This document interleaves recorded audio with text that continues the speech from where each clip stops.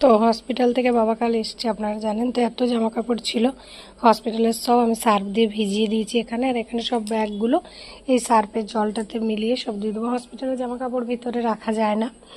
আর কালকে যেহেতু ভাত করেছি রাত্রেবেলায়, আমার ছোট ব্লগে আছে কি কি করেছিলাম রান্না, তার জন্য অনেকটা বাসন জমে গেছে, তাই রানী মাজবে, আমি ধুবো, ওকে একা করতে দেবো না। আর এগুলো সব আমাদের ঘরের যে কাপড়গুলো, কালকে ছেলের প্রোগ্রাম ছিল, তাই গামছাটা দরকার ছিল, কিনে এনেছিলাম। এত রং উঠছে, ওই জন্য ভিজিয়ে নিচে রেখেছি। বাইরে খুব রোদ উঠেছে। আর আমি আগে রুমটা ভাবছি পরিষ্কার করে নিই, তো টেবিলটা ছেলের পরিষ্কার করে নিয়েছি।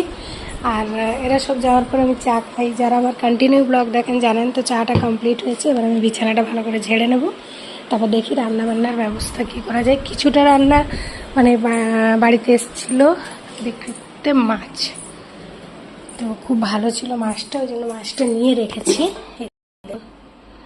খুব সুন্দর মাছটা, তো মাছটা পরিষ্কার করব। আর বাকি কিছুই হয়নি এখনো।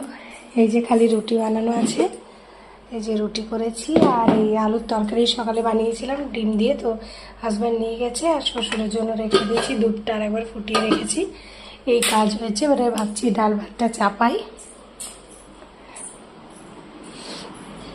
তো আগে রুমটা পরিষ্কার করে নিই, বিছানাটা তারপর।